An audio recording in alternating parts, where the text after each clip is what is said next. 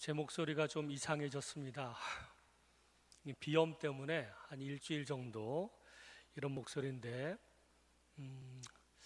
제가 말씀을 잘 전달할 수 있을지 모르겠지만 여러분들께서 잘 들어주시고 하나님께서 들려주시는 음성을 들으시기를 주님의 이름으로 축원합니다.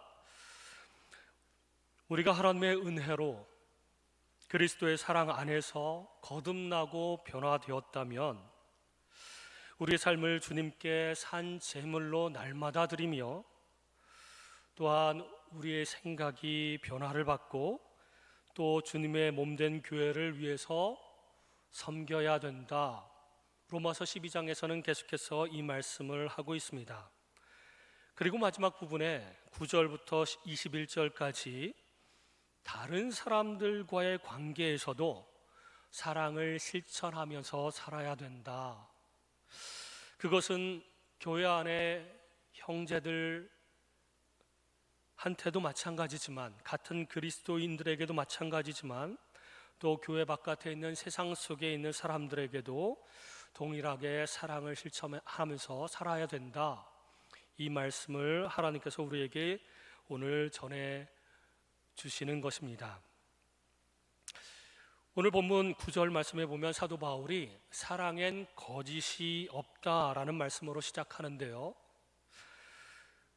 위선과 거짓 없이 일회용 연극하듯이 하지 말고 삶에서 날마다 일관성 있게 사랑을 실천하라는 말씀입니다. 거짓 없이 사랑을 실천하라. 하나님의 사랑을 받은 그리스도인들은 주변 사람들을 거짓 없이 진정으로 사랑을 실천해야 됩니다. 여러분, 사랑의 원자탄이라고 부르는 손양원 목사님에 대해서 잘 들어보셨을 줄을 압니다. 이 손양원 목사님은 자기의 두 아들을 죽인 공산당 청년을 양자로 삼고 그 죄를 용서해 주셨을 뿐만 아니라 사랑해 주었죠. 그리고 나중에는 결국 순교까지 하신 것으로 유명합니다. 그러나 이 한 번의 사건만 중요한 것이 아닙니다. 이 손양원 목사님의 사랑은 이렇게 결코 단회적이지 않고 그 일평생 동안 일관성 있게 사랑을 실천하셨다라고 하는 데에 더 감동이 있는 것입니다. 그분이 섬기던 교회 안에서는 사랑의 목자로서 교인들을 끝까지 사랑하셨고, 그래서 6.25 동란 때 피난을 가시면 목숨을 부지할 수 있었음에도 불구하고 난 교인들을 버리고 떠나지 않겠다, 교인들과 함께 하다가 결국 마지막에 순교를 하셨죠. 뿐만 아니라 교인들만 사랑하신 것이 아니라 그 주변에 있는 1000명 이상 되는 나환자들과 동거동락을 하시면서 그들을 평생을 섬기면서 살았습니다. 이렇게 한결같은 사랑으로 매일매일 사랑을 실천하다가 보니까 자기 두 아들의 목숨을 앗아간 원수였던 그 청년까지도 사랑하게 된 것이지, 갑자기 사랑을 실천하지 않다가 갑자기 이렇게 감동을 받아서 한 번에 사랑을 실천하고 그런 것은 아니었다는 말입니다. 우리가 일상적인 삶에서 한결같이 거짓 없이 계속해서 사랑을 실천해 갈 때에 그런 극단적인 사건이 일어났을 때에도 사랑을 실천하고 내 아들을 죽인 그 원수를 용서하고 사랑할 수 있었다는 것이죠. 이렇게 하나님께서는 오늘 본문의 말씀을 통해서 거듭나고 변화됐다면, 이제 새로운 사람이 되었다면 하나님 안에서 주변의 많은 사람들을 사랑하면서 살아라 라고 말씀하시는 것입니다. 지금은 약식화되었지만 고대 중동 지방에 살고 있던 사람들이 자기의 최고의 사랑을 표현할 때 표현하는 방식은 아주 독특하다고 합니다. 먼저 이마에 키스를 하고, 그 다음에 입술에 키스를 하고, 그 다음에 오른쪽으로 끌어안고 왼쪽으로 끌어안고, 그리고 두 손을 맞잡고 막 흔들고, 그리고 고개를 숙여서 발을 잡고 막 이렇게 흔든다고 합니다. 이것이 내 사랑, 최고의 사랑을 상대방에게 표현하는 방식인데요, 이마에 키스를 하는 것은 내 머리로 당신을 늘 생각하고 있으며, 입에다 키스하는 것은 나는 당신에 대해서 항상 좋은 말을 할 것이고, 오른쪽으로 끌어안고 왼쪽으로 끌어안는 것은 나는 당신의 좌우에서 항상 당신을 보호하겠으며, 손을 잡고 이렇게 흔드는 것은 당신의 손으로 하는 모든 일을 내가 함께 도울 것이고, 발을 잡고 이렇게 흔드는 것은 당신이 가는 어느 곳이라도 나도 함께 가겠다라는 뜻이라고 합니다. 여러분, 오늘 집에 돌아가셔서 이 표현 방식대로 가족 중에 누구라도 한 명 붙잡고 이마에 키스하고 입술에 키스하고 이렇게 양쪽으로 안아주고 손잡고 흔들고 발 잡고 흔들고, 그리고 이 의미가 무엇인지에 대해서 설명해 주시면서 내가 그만큼 구체적으로 한결같이 당신을 사랑하겠다라고 고백해 보시면 좋을 것 같습니다. 아멘? 예, 아멘 하신 분들은 약속하신 거니까 반드시 집에 가셔서 실천하시기 바랍니다. 그만큼 상대방을 사랑할 수 있을까요? 정말 사랑할 수 있을까요? 그리고 그 약속한 대로 매일매일을 그 사람을 사랑하며 섬길 수 있을까요? 그럴 힘을 하나님께서 우리에게 부어달라고 날마다 기도해야 할 것입니다. 우리는 사실 수많은 종류의 사람들과 더불어서 관계를 맺으면서 살아갑니다. 아무리 모든 사람과 좋게 지내려고 해도 뜻대로 안 되는 경우가 훨씬 많습니다. 그래서 로마서 12장 18절에 보면 할 수 있거든 너희로서는 모든 사람과 더불어 화목하라. 이 말씀은 사람들과 관계를 맺을 때에 가급적이면 적을 만들지 말라는 말씀입니다.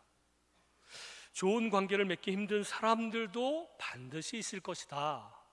그러나 그런 사람들까지도 최선을 다해서 화목하라, 적을 만들지 말아라, 최대한 모든 사람과 더불어 화목하라, 이런 말씀을 해 주셨습니다.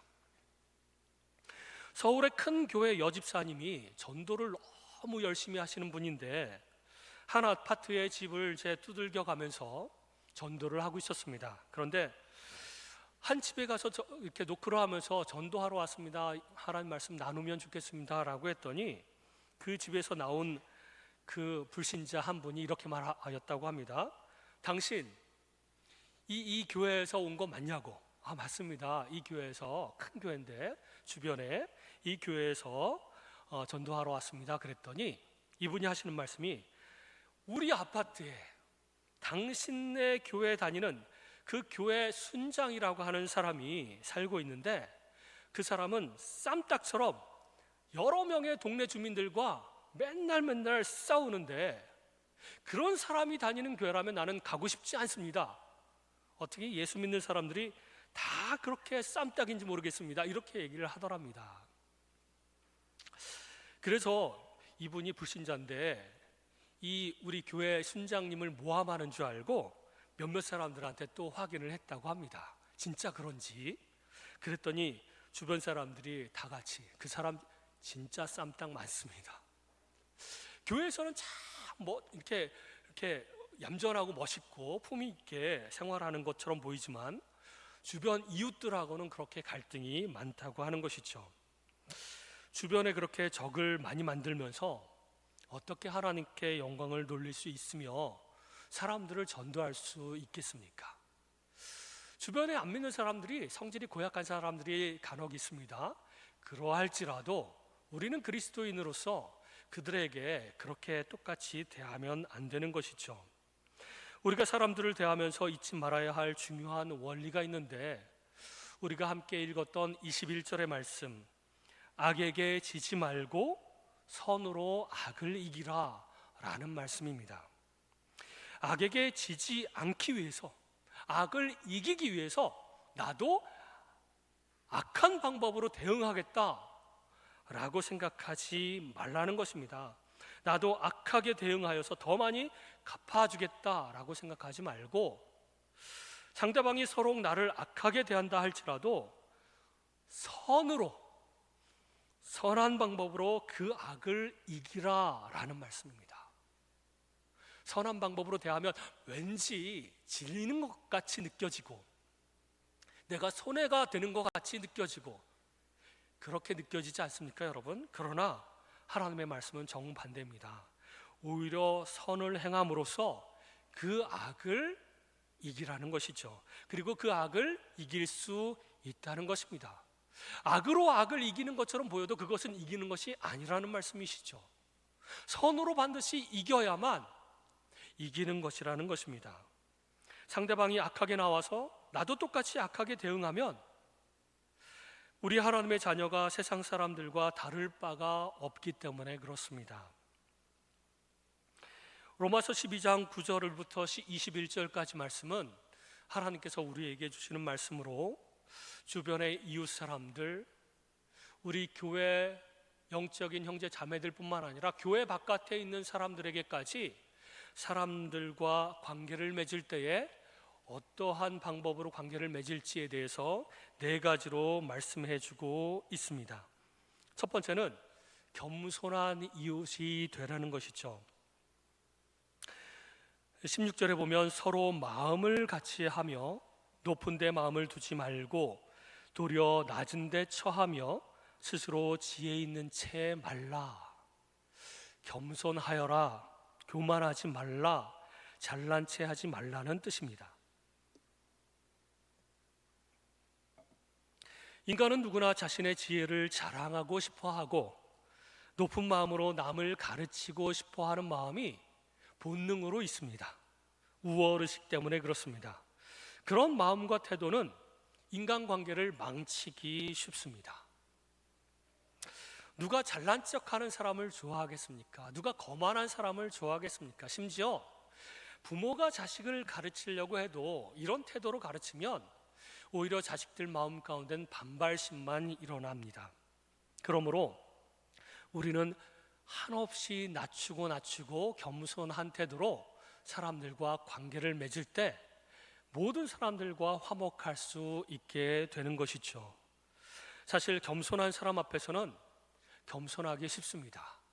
저 사람이 참 겸손하게 나오면 나도 이렇게 겸손하게 되죠. 그런데 참 겸손하지 못한 사람 앞에서는 겸손하기가 참 어렵습니다. 거만하고 거드름을 피우는 사람을 보면 뭔가 이 속에서 치밀어 오르기 때문에 나도 겸손하고 이렇게 잘 그렇게 겸손하게 대해야 될 텐데 참 겸손하게 대하지 못하고 그래 네가 교만하게 대하면 나도 교만하게 대할 것이다. 너를 짓밟아 놓으리라. 이런 마음이 자꾸 오르는 그런 습성이 있습니다. 그런데 하나님께서는 겸손한 사람한테도 겸손하게 대하고 교만하고 거드름을 피우는 사람한테도 겸손하게 대하라. 이렇게 말씀해 주고 계십니다. 다른 사람들과 좋은 관계를 맺기 위해서는 누구에게나 어떤 종류의 사람에게나 겸손하라고 말씀하십니다. 참 어려운 말씀이시죠. 두 번째는 마음을 나눠주는 이웃이 되라는 것입니다. 15절에 보면 즐거워하는 자들로 함께 즐거워하고 우는 자들로 함께 울라라고 말씀하고 있습니다. 모든 사람에게 이렇게 대해야 되는 것이죠. 나랑 관계가 좋은 사람이 슬픈 일을 당하게 되면 우리는 자동적으로 함께 눈물을 흘리며 슬퍼하지만 그러나 나랑 관계가 안 좋고 감정이 좋지 않은 어떤 사람이 비극을 만났을 때, 비극적인 일을 당했을 때는 그 슬픔에 동참하기보다는 마음속으로 쌤통이다, 내가 벌 받을 줄 알았어, 이런 마음이 먼저 자연스럽게 생겨난다는 것이죠.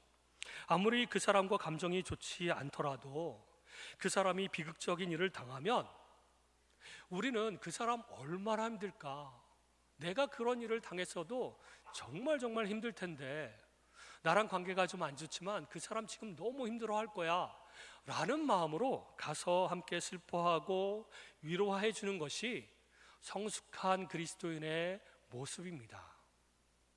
혹시라도 마음속에서 저절로 나도 모르게 이 쌤통이다, 내가 그럴 줄 알았어, 벌 받을 줄 알았어, 이런 마음이 올라오더라도 그 마음을 내려놓고, 하나님, 그 사람 지금 얼마나 힘들까요?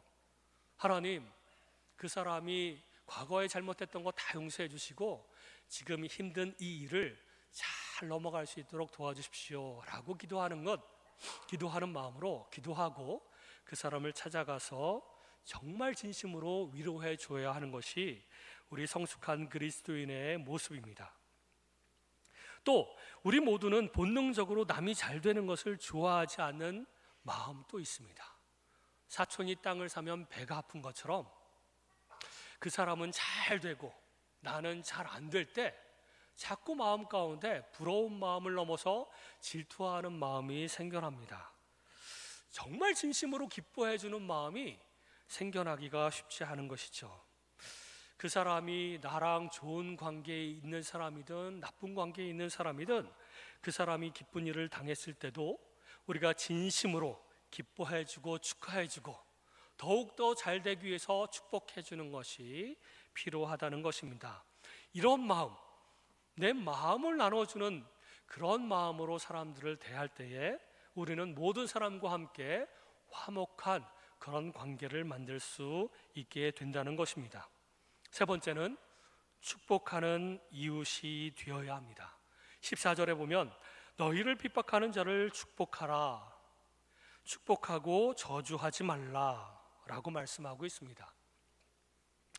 여기서의 핍박은 신앙의 문제로 인해서 받는 박해이지만 넓은 의미에서는 여러 가지 모양으로 우리를 괴롭히고 손해를 입히는 것을 모두 핍박이라고 볼 수가 있습니다. 우리에게 이렇게 핍박을 가하는 사람, 괴롭히고 힘들게 하는 사람을 축복하기는커녕 저주하고 싶은 마음이 우리 속에는 가득합니다. 힘들게 할 때마다, 그 사람을 생각할 때마다 저 좀 벌 받았으면 좋겠다라는 마음이 가득한 것이죠. 그런데 우리 예수님께서 핍박을 받으실 때에는 베드로가 베드로전서 2장 23절에 묘사하기를 예수님은 욕을 당하시되 맞대어 욕하지 아니하시고 고난을 당하시되 위협하지 아니하시고 오직 공의로 심판하시는 이에게 부탁하셨다라고 말씀하고 있습니다. 그 욕을 고스란히 당하시고 핍박을 고스란히 당하시면서도 그들을 저주하거나 그렇게 위협하지 않으시고 하나님의 판단에 맡기셨다는 것이죠. 여러분의 입에는, 그리고 여러분의 마음에는 저주가 많습니까? 축복이 많습니까? 축복하는 말이 많습니까? 저주하는 말이 많습니까? 야고보 사도가 탄식한 것처럼 우리 그리스도인들도 저주할 때가 많습니다. 입 바깥으로 꺼내지 않더라도 우리 마음속에서 저주할 때가 많다는 것이죠. 그래서 야고보 사도는 야고보서 3장 9절에 이렇게 말하고 있습니다. 우리의 혀로 우리가 주 아버지를 찬송하고 또 이 혀로 하나님의 형상대로 지음을 받은 사람을 저주하나니 한 입으로 찬송과 저주가 나는도다. 우리 그리스도인들이 하나님을 예배 가운데 찬양하고 높이고 감사와 찬양을 드리고 또 나아가서 사람들을 저주한다는 것이죠. 어떻게 한 입으로 이 두 가지를 다 하는가? 야고보 사도는 이것을 비판하는 것입니다. 여러분, 질문 하나 드리겠습니다. 내가 어떤 사람을 축복하면 그 사람이 복을 받고 내가 그 사람을 저주하면 그 사람이 저주를 받게 될까요? 누가복음 10장 5절에서 6절에는 이렇게 말씀하고 있습니다. 내가 누군가에게 복을 비는데, 누군가를 축복하는데 그 사람이 축복을 받을 만한 사람이면 그 축복이 그 사람에게 임할 것이다. 그러나 그 사람이 그 축복을 받을 만한 사람이 아니면 그 축복이 다시 나에게로 되돌아올 것이다. 이런 말씀을 하고 있습니다. 그러면 반대로 생각하면 어떻게 될까요? 내가 어떤 사람을 저주할 때 그 사람이 저주받을 만한 사람이면 그 사람이 저주가 임할까요? 그 사람에게? 사실 우리에게는 저주권이 없습니다. 우리에게는 축복권밖에 없습니다. 만약에 그 사람이 저주를 받을 만한 사람이면 그냥 하나님이 벌을 주시는 것이지 우리가 저주한 것 때문에 저주를 받은 것은 아니라는 말입니다. 그러므로 혹시 내가 저주를 했는데 그 사람이 뭔가 잘 안 된다 그러면 내가 저주한 대로 그 사람이 저주를 받은 거 아닌가? 이렇게 생각하지 말라는 말씀이시죠. 오히려 저주받을 만한 사람이 아닌데 내가 자칫 그 사람에게 저주를 했다가 그 사람이 저주받을 만한 사람이 아니기 때문에 그 저주가 나에게로 되돌아오면 어찌하나 라고 생각하면서 조심할 필요가 있습니다. 그래서 축복은 많이 하면 좋고 하면 할수록 좋고 저주는 가능한 한 안 하는 것이 좋습니다. 그래야 축복을 하며 그 사람이 받을 만하지 않으면 그 축복이 나에게로 되돌아오니까 그것이 좋고, 저주는 안 하면 다시 그 저주가 나에게로 돌아오지 않으니까 더 좋은 것 아니겠습니까? 네 번째, 모든 사람과 화목하기 위해서 우리는 원수라도 먹이고 마시우는 그런 좋은 이웃이 되어야 합니다. 19절에 보면 내 사랑하는 자들아 너희가 친히 원수를 갚지 말고 진노하심에 맡기라. 기록하였으되 원수 갚는 것이 내게 있으니 내가 갚으리라. 주께서 말씀하시느니라. 어떤 사람은 이렇게 얘기를 했습니다. 목사님, 저는 원수가 없습니다. 원수가 없습니다. 그런데 여러분, 나에게는 절대 원수가 없다라고 말하지 마십시오. 우리에게는 다 원수가 생길 수 있습니다. 미래 언젠가 또 원수가 생길 수 있습니다. 사람의 본능에는 강한 보복 심리가 있기 때문에 하나님께서는 절대 복수하지 말라고 하십니다. 원수가 생길 수는 있으나 그러나 그 원수에게 보복하려고 하는 마음을 가지면 안 된다는 것이죠. 그리고 원수 갚는 것은 하나님께 속한 권한이라고 말씀하고 있습니다. 즉 하나님만 그것에 대해서 심판하실 수 있는 심판주이시지 내가 심판장이 될 수 없다는 것입니다. 내가 심판하여 보복할 수 없다는 것입니다. 그리고 오히려 우리는 20절의 말씀처럼 내 원수가 줄이거든 먹이고 목마르거든 마시우라. 그리함으로 내가 숯불을 그 머리에 쌓아 놓으리라. 내 원수에게 배고프면 먹여주고 목마르면 물을 주라. 이것이 숯불을 그 머리에 쌓아 놓는 것이다. 그것을 통해서 감동을 받아서 변화될 수 있다. 이런 말씀이시죠.